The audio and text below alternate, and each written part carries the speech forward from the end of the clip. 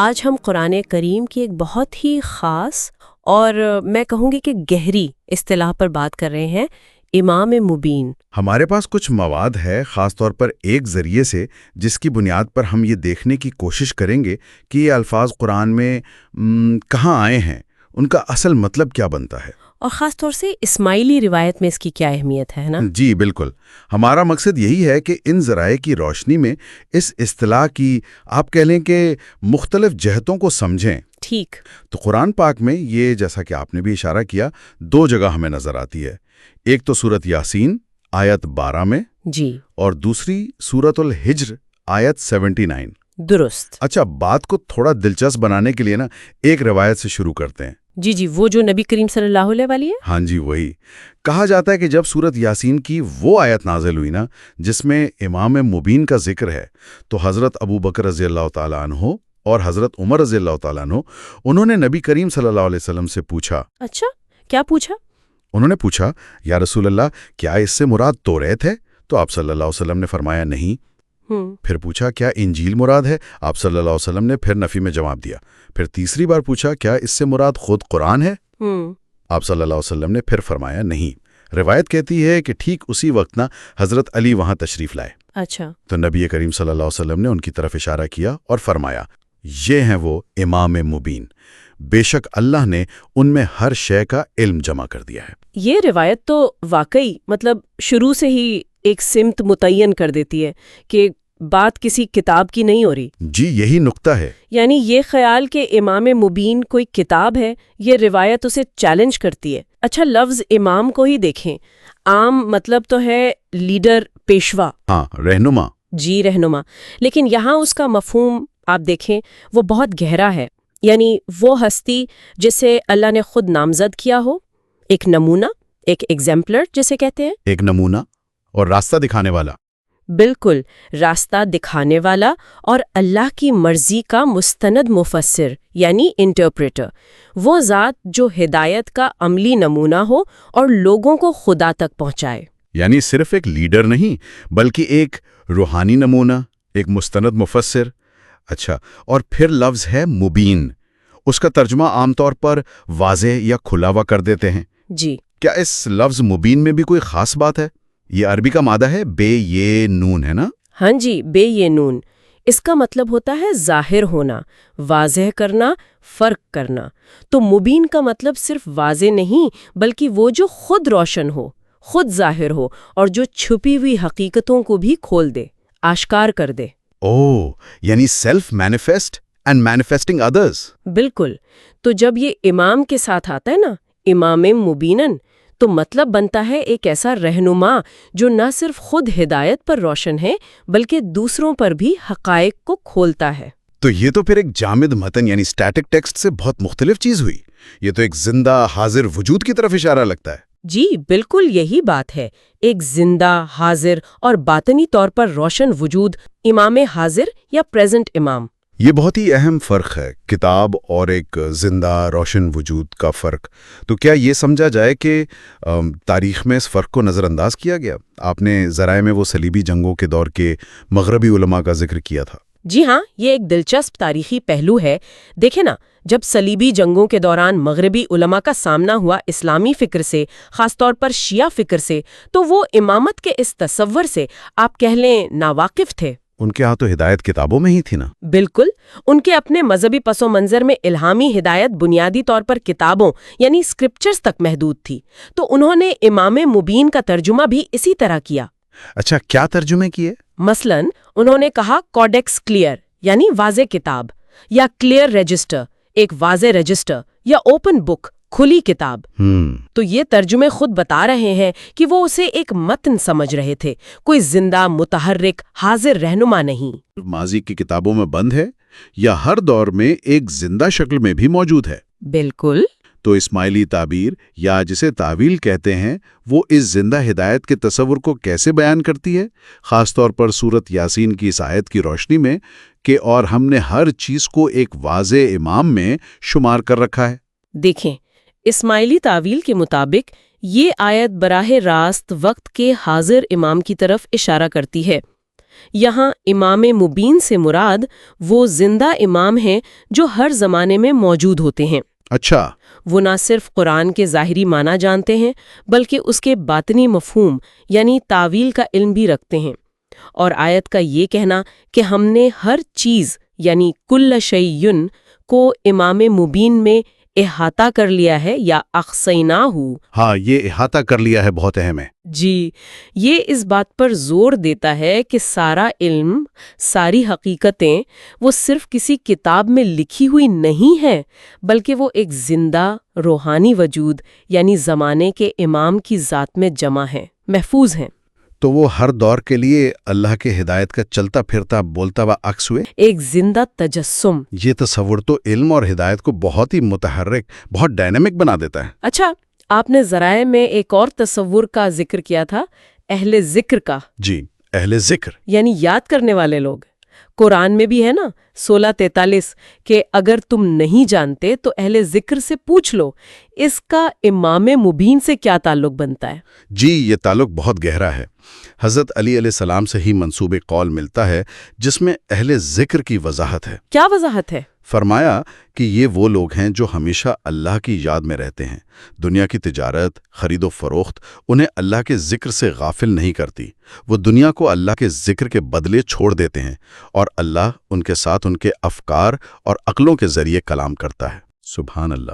تو اس تناظر میں امام وقت کو اہل ذکر کا اعلیٰ ترین نمونہ سمجھا جاتا ہے۔ وہ ہر لمحہ ذکر الہی میں ہے، اسی لیے وہ علم اور ہدایت کا وہ مستند ذریعہ ہے جن سے پوچھنے کا حکم ہے۔ تو گویا امام مبین دراصل اس دور کے سب سے بڑے صاحب ذکر ہوئے۔ بالکل۔ شاید عبادت کے درجات پر ایک بڑی دلچسپ قرآنی بات ہے۔ ہاں بالکل، سورہ طٰہٰ میں جیسے نماز کا مقصد اللہ کا ذکر بتایا گیا ہے، جی، لیکن پھر سورہ عنکبوت میں دیکھیں تو اللہ کے ذکر کو یعنی ذکر اللہ کو نماز سے بھی افضل کہا گیا ہے۔ یہ عبادت میں ایک گہرائی کی طرف اشارہ ہے کہ اصل مقصد شاید اللہ کی یاد ہے، اس سے وہ کنیکشن ہے۔ جی، وہ رابطہ قائم کرنا۔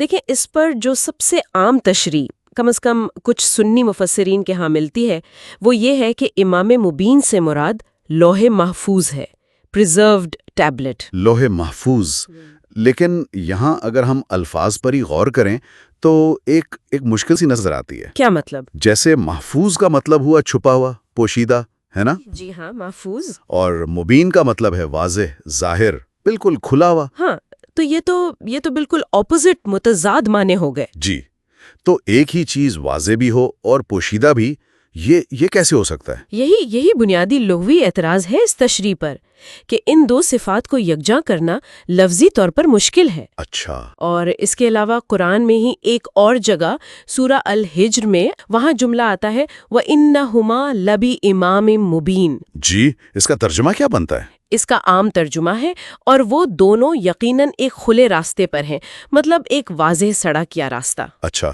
تو یہاں امام مبین راستے کے لیے استعمال ہوا ہے۔ جی، اب اگر یہاں پر ہم امام مبین کو لوح محفوظ مانیں تو پھر آیت کا مطلب کیا بنے گا؟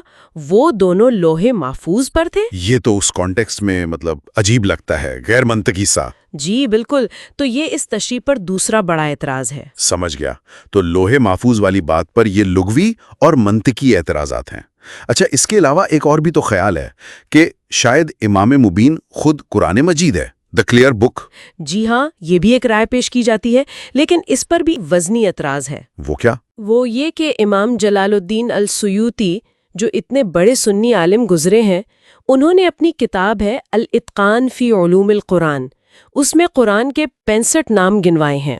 ہاں، مشہور کتاب ہے۔ جی، تو ان ناموں میں الکتاب ہے، الفرقان ہے، الذکر، الہدا وغیرہ وغیرہ، مگر ان 55 ناموں میں امام مبین شامل نہیں ہے۔ لیکن ایک منٹ، کیا صرف اس وجہ سے کہ یہ نام ان 55 میں نہیں ہیں تو ہم بالکل ہی رد کر دیں اس تشریح کو؟ ہو سکتا ہے یہ کوئی کم مشہور یا صفتی نام ہو قرآن کا۔ نہیں، آپ کا نقطہ بالکل درست ہے کہ صرف نام نہ ہونے سے بات ختم نہیں ہوتی، لیکن علماء اس بات کو وزن دیتے ہیں کیونکہ امام سیوطی نے بڑی کوشش سے یہ نام جمع کیے تھے، تو ان کا اس نام کو شامل نہ کرنا اس رائے کو کمزور ضرور کر دیتا ہے۔ ٹھیک ہے، یہ بات واضح ہوئی۔ اب اس موضوع کو ایک اور اینگل سے دیکھتے ہیں، ایک بنیادی الہی اصول سے جوڑ کر۔ قرآن میں ہے نا، سورہ 51 آیت 49 میں کہ اللہ نے ہر چیز کے جوڑے بنائے ہیں۔ جی بالکل، وَمِن كُلِّ شَيْءٍ خَلَقْنَا زَوْجَيْن، اور اسی تناظر میں حدیث ثقلین کی اہمیت بہت بہت زیادہ ہو جاتی ہے۔ ہاں، یہ تو بہت مشہور حدیث ہے، صحیح مسلم، ترمذی، مسند احمد سب میں ہے۔ جی، اس میں حضور اکرم صلی اللہ علیہ وآلہ وسلم نے فرمایا کہ میں اپنے بعد تم میں 2 بھاری چیزیں چھوڑ کر جا رہا ہوں۔ 2 بھاری چیزیں کون سی؟ ایک اللہ کی کتاب یعنی قرآن، اور دوسرے میرے اہل بیت یعنی اترا، میری پروجنی۔ اچھا، کتاب اور اہل بیت۔ اور پھر یہ بھی فرمایا کہ یہ دونوں ہرگز جدا نہیں ہوں گے یہاں تک کہ حوض کوثر پر مجھ سے آ ملیں۔ تو یہ حدیث تو بہت واضح طور پر قرآن اور اہل بیت کو 2 الگ الگ لیکن ہمیشہ ساتھ رہنے والی لازم و ملزوم حقیقتوں کے طور پر بتا رہی ہے۔ بالکل، انسیپریبل ہیں یہ دونوں۔ اب اگر امام مبین قرآن ہی ہوتا تو پھر 2 بھاری چیزوں کا ذکر اس طرح شاید نہ ہوتا، پھر تو ایک ہی چیز ہوتی نا۔ ایگزیکٹلی، یہی اس حدیث کا ایک مرکزی خیال لگتا ہے کہ کتاب اور اترا کا ایک جوڑا ہے۔ ٹھیک۔ اور ایک اور بہت اہم نقطہ قرآن کے اپنے الفاظ کے استعمال سے نکلتا ہے، جیسے سورہ یاسین آیا 12 میں اللہ فرماتا ہے وَكُلَّ شَيْءٍ أَحْصَيْنَاهُ فِي إِمَامٍ مُبِينٍ، یعنی اور ہر چیز کو ہم نے واضح امام میں گن رکھا ہے۔ احصیناہ گن رکھا ہے، شمار کر رکھا ہے۔ اور اس کے مقابلے میں سورہ نبا آیا 29 میں فرماتا ہے وَكُلَّ شَيْءٍ أَحْصَيْنَاهُ كِتَابًا، اور ہر چیز کو ہم نے لکھ کر شمار کر رکھا ہے۔ جی ہاں، دیکھیں دونوں جگہ لفظ احصیناہ، ہم نے گن لیا، شمار کر لیا، انکمپاس کر لیا استعمال ہوا ہے۔ ہاں، فعل تو سیم ہے، لیکن ایک جگہ گننے کا ذکر ہے فی امام مبین، یعنی ایک واضح امام میں، اور دوسری جگہ ہے کتابن، یعنی بطور کتاب لکھ کر۔ یہ تو بڑی سٹل لیکن اہم بات ہے۔ یہ قرآنک پیراللزم یا مماثلت جیسے آپ نے کہا، یہ اس خیال کو تقویت دیتی ہے کہ کتاب یعنی قرآن اور امام یہ دو مختلف مگر الہی طور پر مربوط یعنی لنکڈ حقیقتیں ہیں۔ ایک شاید خاموش کتاب ہے جو لکھی ہوئی ہے، اور دوسرا ناطق یا بولتی کتاب، دی لیونگ گائیڈ۔ جی، کچھ ایسی ہی تعبیر اس سے نکلتی ہے۔ تو اس نقطے سے پھر ہم لازمی طور پر تیسری تشریح کی طرف آتے ہیں کہ امام مبین سے مراد کوئی کتاب یا لوح نہیں، بلکہ ہر دور کا حاضر اور موجود امام ہے۔ یہی ان کی بنیادی تعبیر ہے۔ اس مفہوم کے مطابق امام مبین ایک زندہ انسانی رہنما ہیں، ایک شخصیت۔ جی، ایک شخصیت جو علم الہی، اللہ کا دیا ہوا خاص علم اور ولایت یعنی روحانی اختیار، اسپرچل اتھارٹی کا حامل ہوتا ہے۔ اور ان کا کام کیا ہے پھر؟ ان کا کام ہے قرآن کے ظاہری معنوں کے ساتھ ساتھ اس کے باطنی معنوں یعنی تاویل کو بیان کرنا، وہ گہرا مفہوم جو لفظوں کے پردوں کے پیچھے ہے۔ ہاں، امام جعفر الصادق کا وہ مشہور قول بھی تو ہے، کتاب خاموش ہے اور امام اس کی تفسیر کرنے والا ہے۔ بالکل، اور یہاں پھر لفظ مبین یعنی واضح، ظاہر، کھلا ہوا اس تشریح میں بہت فٹ بیٹھتا ہے۔ کیسے؟ کیونکہ یہ امام کی اسی ظاہری، موجود، ایکٹیو رہنمائی کی طرف اشارہ کرتا ہے۔ اس نقطۂ نظر کے مطابق امام مبین کو صرف ایک پوشیدہ ریکارڈ یا لوح یا صرف لکھی ہوئی کتاب سمجھنا، لفظ مبین کے جو ظاہری معنی ہیں کھلا ہوا، واضح، اس کے خلاف جاتا ہے۔ امام مبین ہے یعنی ظاہر ہے، موجود ہے۔ اچھا، تو عام طور پر امامت کو شیعہ عقیدے کا ایک مرکزی، آپ کہہ لیں، روحانی ستون سمجھا جاتا ہے نا؟ جی بالکل۔ اور یہ خلافت کے سنی تصور سے کافی مختلف ہے، کیونکہ خلافت تو زیادہ تر سماجی اور سیاسی قیادت سے متعلق ہے۔ صحیح کہا آپ نے۔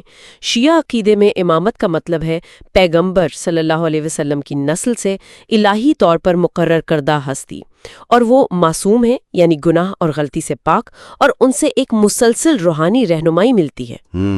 تو یہیں سے پھر امام مبین کی جو بحث ہے وہ اہم ہو جاتی ہے۔ اچھا، کیا خود حضرت علی نے بھی اس حوالے سے کچھ فرمایا ہے؟ جی ہاں، ایک روایت ہے حضرت عمار بن یاسر رضی اللہ سے منسوب کہ حضرت علی نے فرمایا میں امام مبین ہوں، میں حق و باطل میں واضح طور پر فرق کرتا ہوں، اور یہ مرتبہ مجھے رسول اللہ صلی اللہ علیہ وآلہ وسلم سے وراثت میں ملا ہے۔ اچھا، تو یہ صرف علم حاصل کرنے کی بات نہیں ہے؟ نہیں، بالکل نہیں۔ یہ الہی تعین یعنی نص، جسے کہتے ہیں نا واضح الہی حکم، اس کی طرف اشارہ ہے، اور پیغمبر سے منتقل ہونے والی ایک خاص روحانی بصیرت اور اتھارٹی ہے۔ اور نبی کریم صلی اللہ علیہ وآلہ وسلم سے یہ جو علم کی منتقلی ہوئی، اس کی نوعیت کیا تھی؟ کیا یہ عام علم تھا یا کچھ خاص؟ دیکھیں، ایک اور روایت ہے جو اس کی مزید وضاحت کرتی ہے۔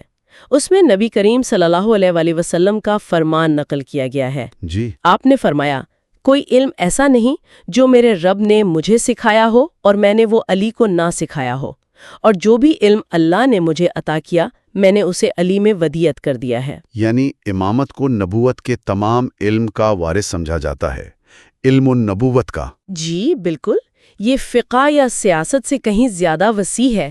یہ تو علم کی ایک ناقابل تصور وسعت لگتی ہے۔ کیا کوئی مثال ہے جو اس غیر معمولی علم کی کوئی جھلک دکھائے؟ ہے بالکل۔ حضرت عمار بن یاسر رضی اللہ تعالی عنہ ہی ایک اور واقعہ بھی بیان کرتے ہیں۔ اچھا، وہ کہتے ہیں کہ ایک بار وہ حضرت علی علیہ السلام کے ساتھ ایک وادی سے گزر رہے تھے، وہاں چونٹیوں کا ایک بہت بڑا جھرمٹ تھا۔ تو عمار نے حیرت سے پوچھا کہ یا علی، کیا کوئی ان چونٹیوں کی تعداد بھی جان سکتا ہے؟ ہاں، یہ تو ناممکن سا لگتا ہے۔ تو حضرت علی نے جواب دیا، ہاں عمار، میں تمہیں وہ شخص دکھا سکتا ہوں جو نہ صرف انہیں گن سکتا ہے بلکہ ان کی جنس تک جانتا ہے کہ کون سی نر ہے اور کون سی مادہ۔ تو عمار نے پوچھا کہ وہ کون ہے؟ تو حضرت علی علیہ السلام نے فرمایا، کیا تم نے سورت یاسین نہیں پڑھی جہاں فرمایا گیا ہے وَقُلَّ شَيْءٍ أَحْصَيْنَاهُ فِي إِمَامٍ مُبِينٍ؟ چونٹیوں کی تعداد اور ان کی جنس تک جاننا، یہ تو واقعی علم کی ایک ایسی گہرائی ہے جو عام انسانی فہم سے بہت آگے ہے۔ تو ان تمام روایات اور تشریحات کا آپ کہہ لیں خلاصہ کیا ہے، لب لباب کیا ہے؟ دیکھیے، اس کا خلاصہ یہ ہے کہ شیعہ اور خاص طور پر اسماعیلی تشریح میں امام مبین کوئی ماضی کا ریکارڈ یا صرف کتاب نہیں ہے، بلکہ وہ ہر دور میں موجود زندہ امام ہے۔ وہ باطنی حقیقت یعنی حقیقہ کے حامل ہیں۔ بولتا قرآن بھی کہا جاتا ہے؟ جی، بولتا قرآن، اور زمین پر اللہ کی ہمیشہ موجود رہنے والی حجت یعنی دلیل ثبوت۔ تمام الہی حقائق، ماضی، حال، مستقبل، یہ سب ان کے نور میں جمع اور منعکس سمجھے جاتے ہیں۔ وہ پوشیدہ معنی کھولتے ہیں، الہی بصیرت سے حق و باطل میں فرق کرتے ہیں، اور روحوں کو جہالت سے معرفت کی طرف لاتے ہیں۔ یعنی ہدایت کا ایک متحرک، ایک زندہ سرچشمہ۔ بالکل۔ تو گویا امام مبین کا تصور ایک ایسے زندہ روشن رہنما کا ہے جو ہر زمانے میں نبوی علم اور الہی ہدایت کے تسلسل کی علامت ہیں۔ بالکل درست کہا آپ نے۔ وہ صرف سچائی کا راستہ نہیں دکھاتے بلکہ خود اس مجسم سچائی کے نمائندہ سمجھے جاتے ہیں۔